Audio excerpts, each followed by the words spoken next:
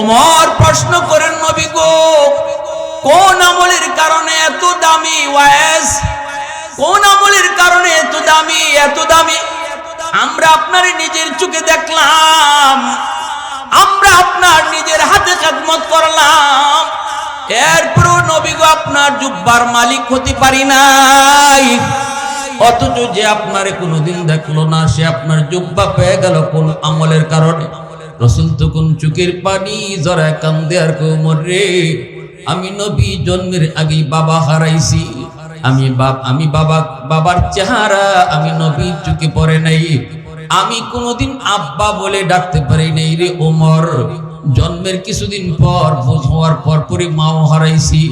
আমি নবী এতিম, কিন্তু আমার ওয়াইস আল্লাহর কাছে এত দামি হইছি তার অন্ধ মার খেদমত করার বদৌলতে। মা এমন দোয়া করেছেন ওমর, ওই মার দোয়ার বদৌলতে আল্লাহ পাক তারে এত মর্যাদা, এত মাকাম, এত সম্মান আল্লাহ তারে বাড়ায় দিয়েছে। এজন্য আজকে তার এত মর্যাদা, এত সম্মান। আল্লাহ পাক রব্বুল আলামিনের কাছে এত দাম, এত দাম। হযরত তোমার নবীকে জিজ্ঞেস করেন, নবী গো আমরা তারে কেমনে চিনব গো নবী? ফাদিলে ইলাহি হর वक्त দরে কলবে খলা रहने दिया कर, मुर्शिद की नजर गज बसर से न होती है। क्या खुश नजरी, खुश नजरी, खुश नजरी है।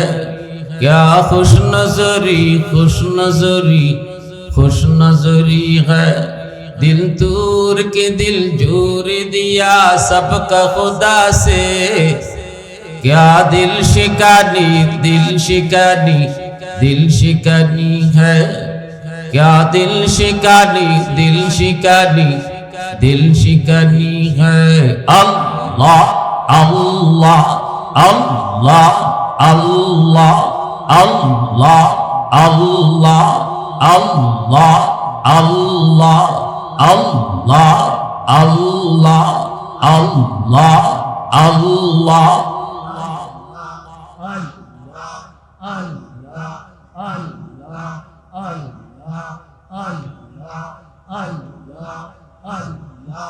Allah Allah Allah Allah Allah Allah Allah Allah Allah Allah Allah Allah Allah Allah Allah Allah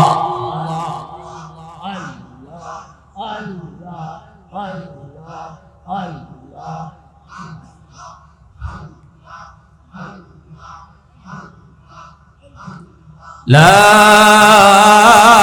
إله إلا الله محمد رسول الله। জোরে সুরে বলি সাল্লাল্লাহু আলাইহি ওয়াসাল্লাম। ঐতিহ্যবাহী অসহায়দের পাশে দাঁড়াই সংগঠনের উদ্যোগে আয়োজিত আজকের ওয়াজ মাহফিলের সম্মানিত সদর ইজলাস, সভাপতি সাহেব, উপস্থিত জাতির বিবেক, জাতির কর্ণধার, এ জাতির সূর্য সন্তান, মঞ্চে আসেন উলামায়ে কেরাম, অত্র এলাকার মুরব্বিয়ানে আযম, কলিজার টুকরা যুবক, পর্দার আড়ালে পর্দানিশীন সম্মানিত মা ও বোনেরা, আল্লাহ পাকের দরবারে হাজারো কোটি শুকর যে মালিক আমাকে আপনাকে এই মুহূর্তে দুনিয়ার সমস্ত ব্যস্ততা থেকে মুক্ত করে শুধুমাত্র কেবলমাত্র একমাত্র আল্লাহ এবং আল্লাহর রাসূলের মহব্বত আর ভালোবাসা অন্তরে দিয়ে কোরআন হাদিসের মাহফিলে আসার, বসার, দ্বীনি কথা শোনার তৌফিক দিয়েছেন। এজন্য সবাই শুকরিয়া তান আওয়াজ করে কালিমাতুশ শুকুর বলি আলহামদুলিল্লাহ।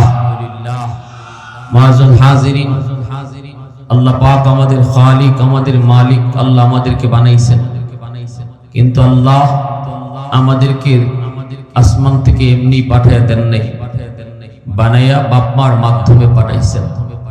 মা বাবা হলো আমাদের দুনিয়া আসার মাধ্যম। আল্লাহ খালিক আর মাধ্যম বানাইছেন মা বাবা। এজন্যই কোরআনুল কারীমের বিভিন্ন জায়গায় আল্লাহ তার নিজের হক, তার নিজের পাওনা ঘোষণা দেওয়ার সাথে সাথে বাপ মার পাওনার কথা ঘোষণা দিয়েছেন। কোরআনুল কারীমের বিভিন্ন জায়গায় আল্লাহ তার হকের পরপরই বাপ মার হকের নির্দেশ দিয়েছেন। যেমন সূরাতুল লুকমান কোরআনুল কারীমের একটা সূরা। আমরা অনেকেই যারা কোরআন তেলাওয়াত করি আমরা এই সূরাখানা পড়ি। লুকমান একজন ব্যক্তির নাম, তিনি একজন বহুত বড় আল্লাহর ওলি ছিলেন, লুকমান হাকিম। ওনার নামে একটা সূরার নামকরণ করা হয়েছে। একজন ব্যক্তির নামে সূরার নাম, এই ব্যক্তিটা আল্লাহর কাছে কত প্রিয়, সুবহানাল্লাহ জোরে বলে। লুকমান হাকিম বহুত বড় আল্লাহর একজন ওলি ছিলেন। ওই লুকমান হাকিম আল্লাহর এত প্রিয় কেন হলেন? যার কারণে আল্লাহ তার নামে সূরার নাম রাখলেন। এবং লুকমান হাকিম যে কথাগুলা তিনি তার সন্তানকে লক্ষ্য করে বলছেন, প্রতিটা কথা আল্লাহ তার নিজের কথা বানায়া কোরআনের আয়াত হিসাবে নাজিল করেছেন। সাধারণ কথা না।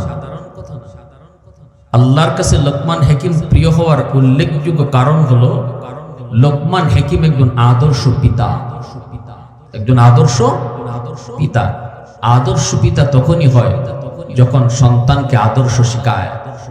বাবা যখন সন্তানকে আদর্শ শিখায়, আদর্শ সন্তান বানায়, আল্লাহর পরিচয় জানায়, আখিরাতের ফিকির তার কলিজায় ঢুকায়, কোরআনের শিক্ষা দেওয়ায়, তখন ওই বাবা আদর্শ বাবা হয়। লুকমান হাকিম তার সন্তানকে আদর্শ সন্তান বানানোর জন্য যা কথাগুলি বলছেন, যতগুলি উপদেশ দিয়েছেন, আল্লাহ এত পছন্দ করছেন তার কথাগুলিকে, আল্লাহ তার নিজের কথা বানায়া কোরআনের আয়াত বানাইতেছে।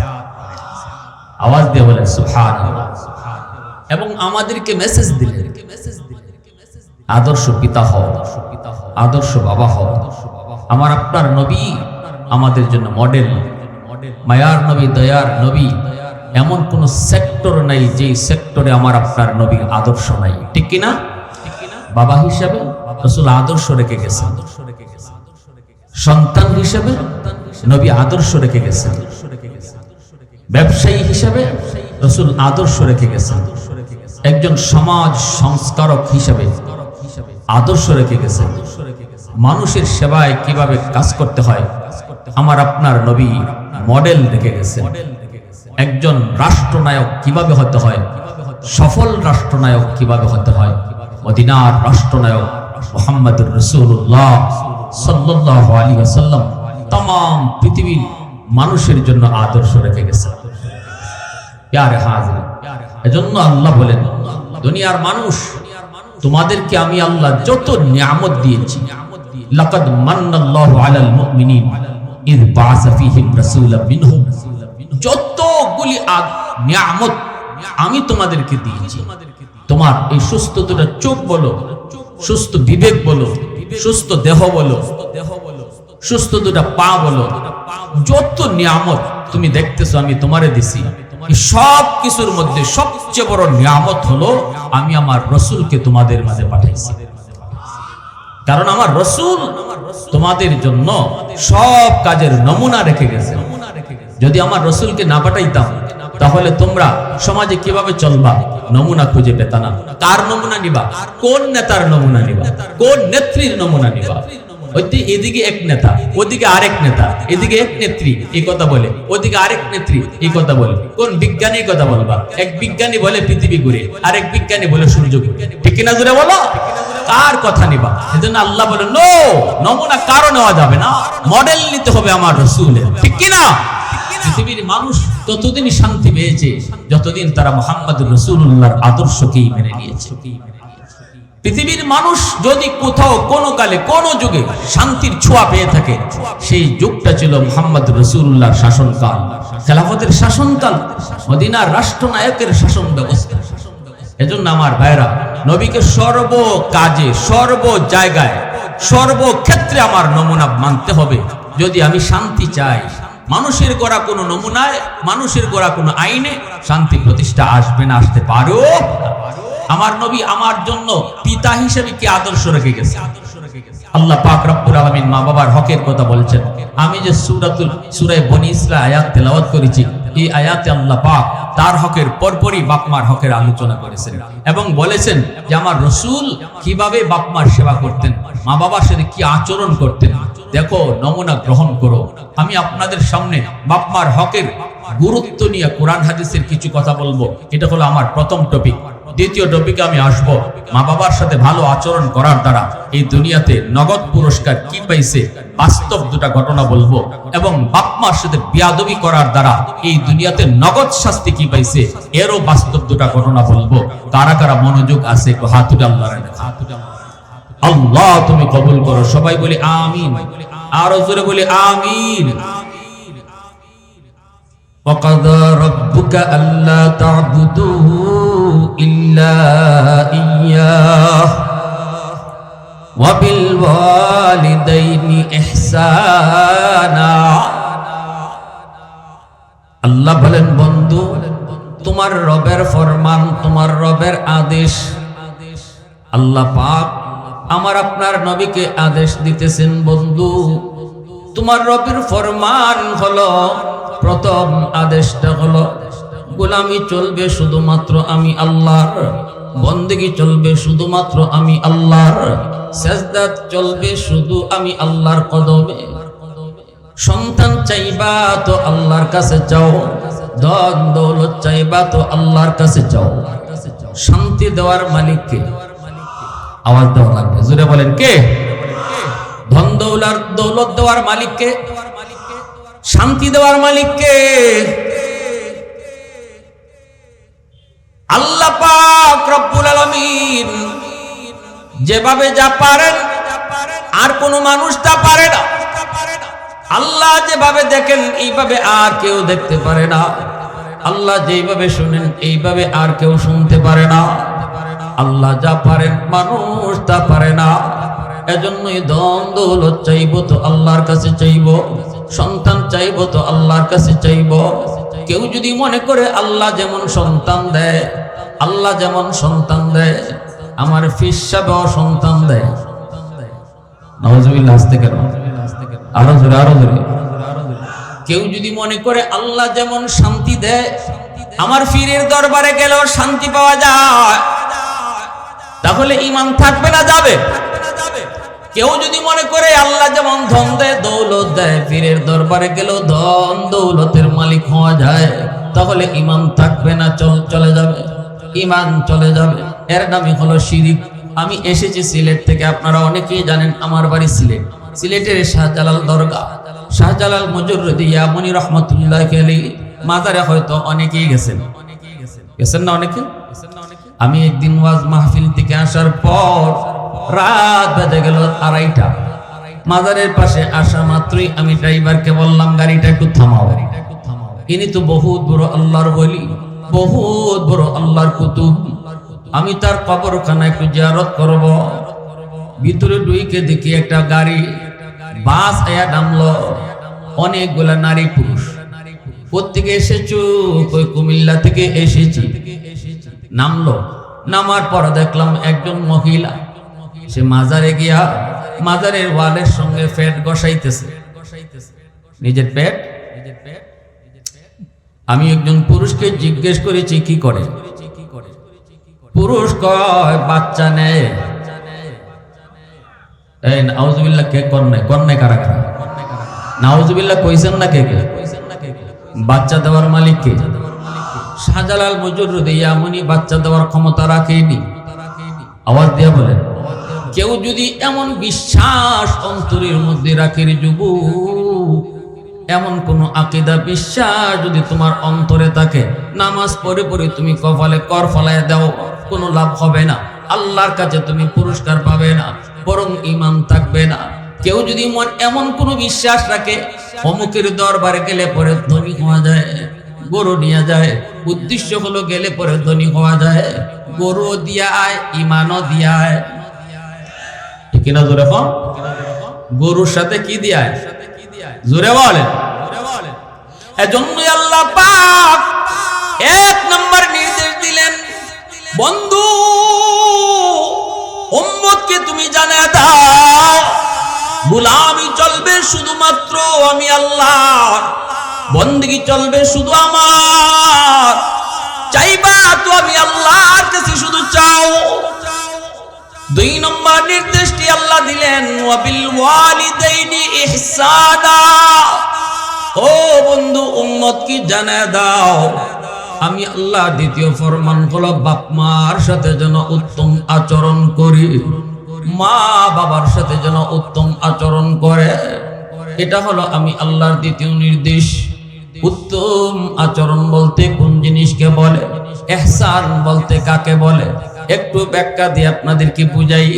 ইহসান শব্দের অর্থ হলো আমি কি পাইলাম, আমারে কে কি দিল এটা দেখার বিষয় নয়, আমার সাথে কে কেমন আচরণ করলো এটাও দেখার বিষয় নয়। আমি যখন কারোর সাথে আচরণ করব, উত্তম আচরণ করব, এর নাম হলো ইহসান। আল্লাহু আকবার।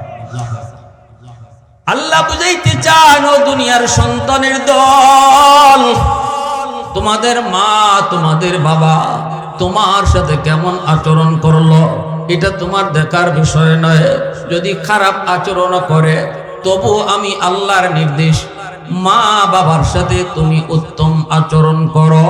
বাপ মার কলিজায় ব্যথা দেওয়া যাবে না, চোখ রাঙ্গায় কথা বলা যাবে না, কিরিমিরি খায় কথা বলা যাবে না, ধমক দিয়ে বাবার সাথে কথা বলা যাবে না, মার সাথে ধমকির সুরে কথা বলা যাবে না। আল্লাহ বুঝাই দিলেন তোমার সাথে মা বাবা যদি খারাপ আচরণ করে তবু আমি আল্লাহর নির্দেশ তুমি উত্তম আচরণ করো। খারাপ আচরণ যে বাপ মায় করলো বিচার আমি আল্লাহর আদালতে হবে। তোমাকে যদি তোমার বাবা ঠগায়, 4 জন ছেলের ভিতরে যদি তোমার এক নজরে দেখি, অন্যদেরকে অন্য নজরে দেখি, তোমাকে যদি তোমার বাপ মা সম্পদ কম দেয়, দেওয়ার কথা ছিল সমান সমান, দিল তোমারে কম, অভিযোগ তোমার অনেক রকম থাকতে পারে, কিন্তু আল্লাহ বলতেছে সমস্ত জুলুমের বিচার হবে আমি আল্লাহর আদালতে। বাপ মার বিচার দুনিয়ার আদালতে নয়, মা বাবার বিচার হবে আমি আল্লাহর আদালতে যদি তারা জুলুম করে থাকে। কিন্তু দুনিয়ার নিজাম আমি আল্লাহ বলে দিচ্ছি রে সন্তানের দল, তোমার মা তোমার বাবা শুধু মা হওয়ার কারণে বাবা হওয়ার কারণে তোমার কাছ থেকে ভালো আচরণ পাও না। আল্লাহ নবী রহমতের নবী সুন্দর করে ব্যাখ্যা দিয়েছেন। নবীজি বলেন নবী হুরায়রা রাদিয়াল্লাহু তাআলা আনহু قال قال رسول الله صلى الله عليه وسلم من أصبح مطيعا لله في والديه أصبح له بابان مفتوحان من الجنة। নবীজি বলেন যদি কোনো সন্তান রাতের বেলা মা বাবাকে খুশি করে ঘুমায়, নবীজি এই ওয়াজটা যখন করেন মদিনার মিম্বরে বসে, মদিনার মসজিদের মিম্বরে বসে নবীজি এই বয়ানটা করতেছেন, সামনে সাহাবায়ে কেরাম অনেকেই বসা। নবীজি বলতেছেন সাহাবীরা রে, কোন সন্তান যদি রাতের বেলা মাকে খুশি করে ঘুমায়, বাবারে খুশি করে ঘুমায়, মার মন সন্তানের উপরে বড় সন্তুষ্ট, বাবার মন সন্তানের উপরে সন্তুষ্ট, বাবা খুশি মা খুশি, এই অবস্থায় যদি সন্তান রাতে ঘুমায় সকাল হওয়া মাত্রই তার জন্য জান্নাতের দরজা খোলা।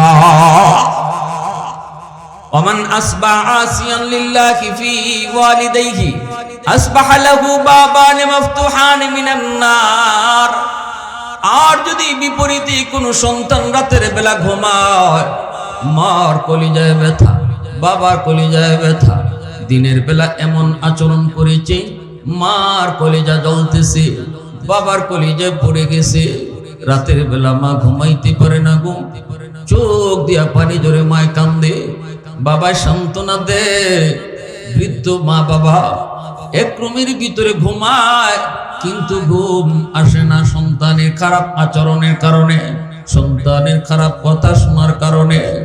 এইদিকে বাপ মার ঘুম হারাম কইরা যেই সন্তান বউ বাচ্চা নিয়ে আরামে ঘুমাইতে চাও, রাসূল কয় তুমি ঘুমাইতেছো না, সকাল হওয়া মাত্রই তোমার জন্য জাহান্নামের দরজা খোলা। জোরে কোন নাউজুবিল্লাহ। সাহাবী প্রশ্ন করেন, কিলা ইয়া রাসূলুল্লাহ ওয়া ইন যালামা। ওগো নবীজি, এত বড় কথা, এত বড় কথা।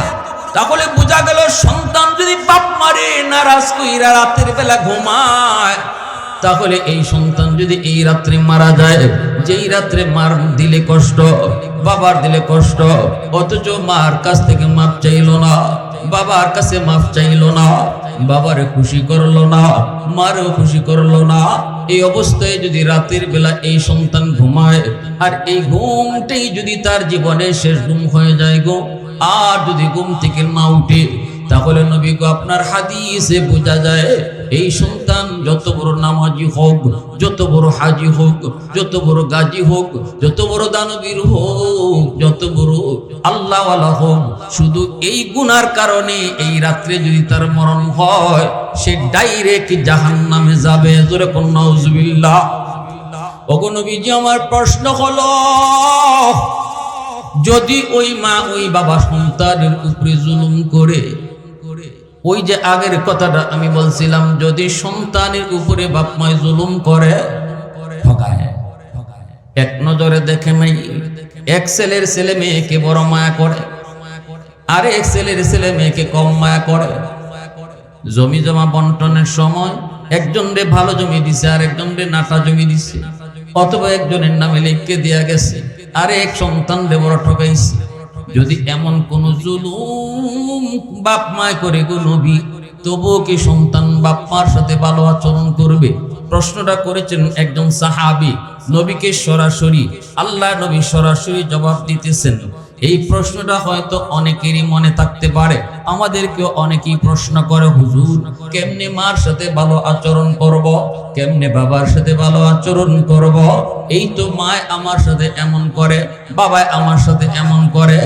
আমি বলি জবাব আমি দিব না, আমি দিব না। জবাব দিয়ে দিছেন দু জাহানের বাদশাহ, তোমার আমার নবী রহমতের নবী জবাব দিছেন। নবীজি সাহাবীর প্রশ্নের জবাবে বলতেছেন, ওয়া ইন যালামা ওয়া ইন যালামা ওয়া ইন যালামা। তিনবার নবী বলছেন, যদি বাপ মায় জুলুম করে, জুলুম করে, জুলুম করে, তবুও সন্তান বাপ মার সাথে ভালো আচরণ করতে হবে। একটু আওয়াজ দিয়া করুন না সুবহানাল্লাহ। মুসলমানের আওয়াজে আল্লাহু আকবার হয় নাই? আরো জোরে আল্লাহু আকবার। এ যুবক, আরো জোরে আল্লাহু আকবার। কত সুন্দর সমাধান নবীজি দিলেন। এজন্য আমার ভাইরা বন্ধুরা, মায়ার নবী দয়ার নবী পরিষ্কার জানায় দিয়েছেন, আল্লাহ পাক রব্বুল আলামিন কোরআনুল কারীমের সূরা বনী ইসরাঈলে এই কথা বলছেন। এরপরে আল্লাহ পাক রব্বুল আলামিন কয়, জানোনি তোমার টাকা, তোমার পয়সা, তোমার টাকা, তোমার পয়সা সবার আগে কার জন্য তুমি খরচ করবা? নবীকে প্রশ্ন করেছেন সাহাবীরা, নবী গো আমার বেতনের টাকা কার জন্য আগে ব্যয় করব? রাসূল বলেন, আমি বলতেছি। আল্লাহ থামায় দিছে। আল্লাহ কয়, বন্ধু তুমি জবাব দিও না, এই প্রশ্নের জবাবটা আমি আল্লাহ দিতেছি। وَيَسْأَلُونَكَ مَاذَا يُنْفِقُونَ قُلْ مَا أَنْفَقْتُمْ مِنْ خَيْرٍ فَلِلْوَالِدَيْنِ وَالْأَقْرَبِينَ। আল্লাহ বলে, বন্ধু জবাব আমি দিতেছি, জবাব তুমি দিও না।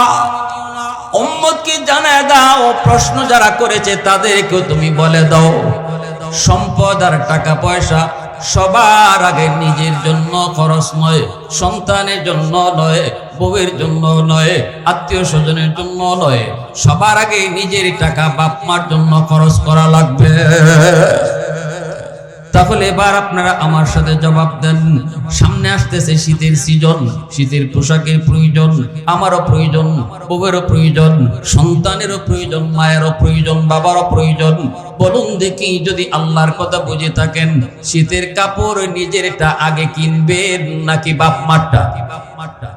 জবাব আসতে কেন বুঝলাম না, একটু জোরে। নিজেরটা নাকি বাপ মারটা? বাপ মারটা আগে কিনা লাগবে। এবার আরেকটা জবাব দেন, ঔষধের প্রয়োজন, আপনার সন্তানের ঔষধ লাগবে, আপনার মায়েরও ঔষধ লাগবে। একজনেরটা কিনা যাবে, আরেকজনেরটা কিনা যাবে না। পকেটে আপনার টাকা কম, একজনের ঔষধ কিনলে আরেকজনেরটা কিনা যায় না। এবার আপনি সিদ্ধান্ত দেন, যদি আল্লাহর কথা বুঝেন তাহলে বলেন সন্তানের ওষুধ আপনি আগে কিনবেন নাকি মায়ের? আর একটু ধরে, সন্তানের না মায়ের? সিদ্ধান্ত আমি মৌলবীর নাকি আল্লাহর? মালিকের নাম জুড়ে নিতে ভয় লাগে আপনাদের? আলহামদুলিল্লাহ কাদ্দারা খাইরান ওয়া কাবালা, আলহামদুলিল্লাহ কাদ্দারা খাইরান ওয়া কাবালা, ওয়া শুকরু লিমান সাওয়ারা হুসনান ওয়া জামালা, ফরদুন সামাদুন আন সিফাতিন খালকি বারিউন, রব্বুন আযালিয়ুন খালাকাল খালকা কামালা, লা জিদ্দা ওয়ালা নিদ্দা ওয়ালা হাদ্দা লিমাওলা, লা জিদ্দা ওয়ালা নিদ্দা ওয়ালা হাদ্দা লিমাওলা, আল আনা কামা কানা ওয়ালাম ইয়ালকা যাওয়ালা, আল আনা কামা কানা ওয়ালাম ইয়ালকা যাওয়ালা। মুসলমানের আওয়াজ এখন আল্লাহু আকবার। ভাইরা বন্ধুরা, এবার আসুন বাস্তব কিছু ঘটনা বলি। মনোযোগ আছে তো ইনশাআল্লাহ? অসুবিধা হইতেছে আপনাদের? কি ভাই অসুবিধা হইতেছে? ওয়াসকুরুনি নাম শুনছেন? আল্লাহর একজন বহুত বড় ওলি ছিলেন, ইয়ামেনের করন এলাকায় যার জন্ম। মানুষ তারে ওয়াজ্জা ফাগলা কুয়া ডাকতো, মানুষ তারে পাগল কইতো, পাগল। মারে নিয়ে জঙ্গলে থাকতেন, উটটা খালি করতেন, আর মারে নিয়ে এই উটের দুধ খেয়ে খেয়ে বাঁচতেন, আর দিন রাত শুধু আল্লাহর কদমে সেজদা দিতেন। আল্লাহু আকবার। ওয়াসকুরুনি, ইয়ামেনের করন এলাকায় জন্ম।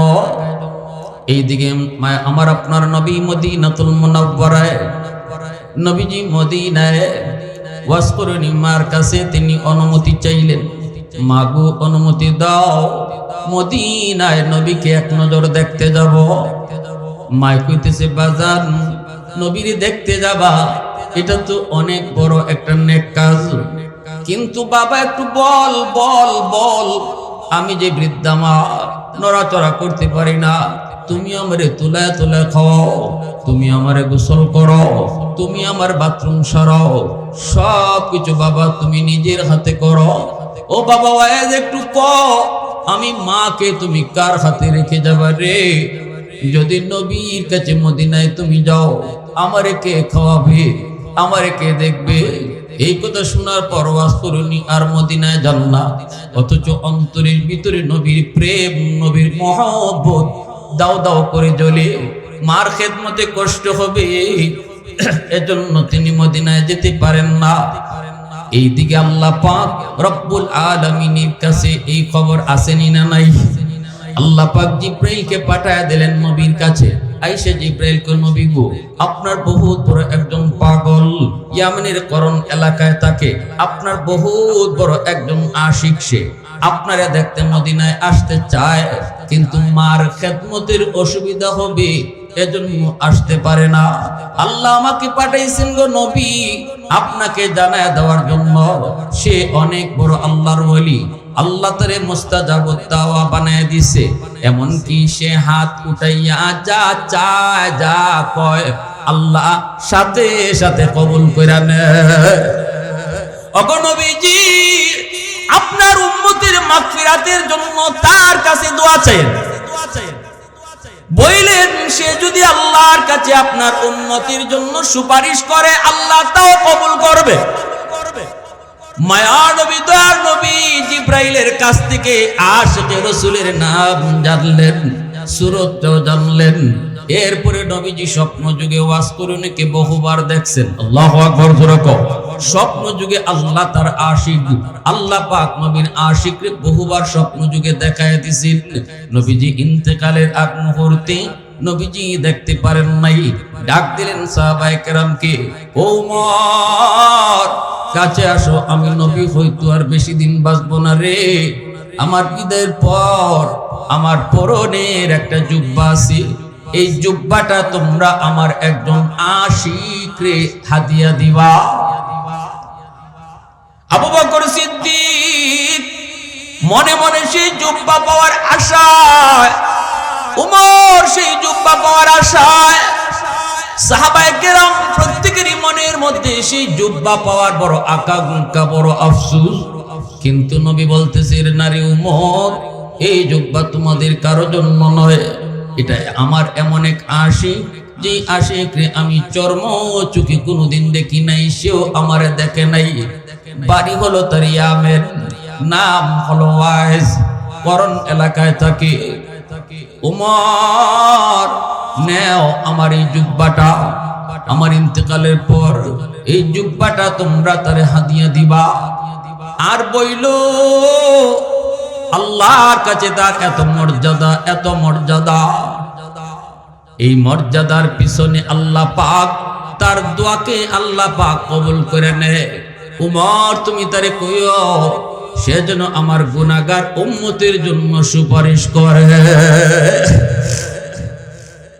উমর প্রশ্ন করেন, নবী গো, কোন আমলের কারণে এত দামি ওয়াইস, কোন আমলের কারণে এত দামি, এত দামি? আমরা আপনার নিজের চোখে দেখলাম, আমরা আপনার নিজের হাতে খেদমত করলাম, এরপরও নবী গো আপনার জুব্বার মালিক হতে পারি নাই। অথচ যে আপনারে কোনোদিন দেখলো না, সে আপনার জুব্বা পেয়ে গেল কোন আমলের কারণে? রাসূল তখন চোখের পানি জড়ায় কান্দে আর কই, উমর রে, আমি নবী জন্মের আগেই বাবা হারাইছি, আমি বাবার চেহারা আমি নবীর চোখে পড়ে নাই, আমি কোনোদিন আব্বা বলে ডাকতে পারি নাই রে ওমর। জন্মের কিছুদিন পর বুঝ হওয়ার পরই মাও হারাইছি, আমি নবী এতিম। কিন্তু আমার ওয়াইস আল্লাহর কাছে এত দামি হইছি তার অন্ধ মার খেদমত করার বদৌলতে। মা এমন দোয়া করেছেন ওমর, ওই মার দোয়ার বদৌলতে আল্লাহ পাক তারে এত মর্যাদা, এত মাকাম, এত সম্মান আল্লাহ তারে বাড়ায় দিয়েছে। এজন্য আজকে তার এত মর্যাদা, এত সম্মান। আল্লাহ পাক রব্বুল আলামিনের কাছে এত দাম, এত দাম। হযরত ওমর নবীকে জিজ্ঞেস করেন, নবী গো, আমরা তারে কেমনে চিনব গো নবী?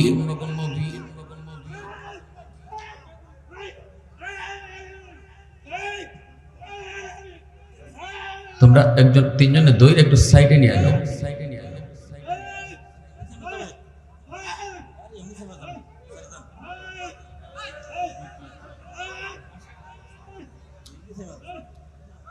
লা ইলাহা ইল্লাল্লাহ।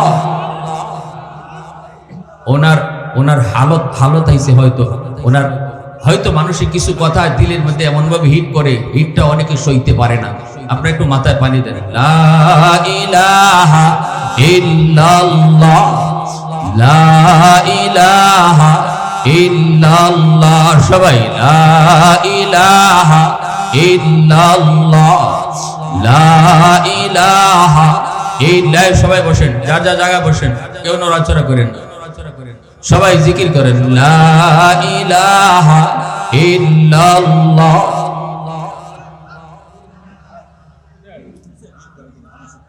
লা ইলাহা ইল্লাল্লাহ। জুরে লা ইলাহা ইল্লাল্লাহ,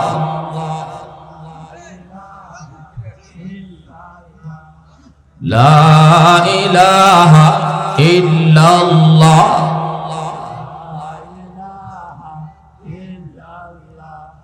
লা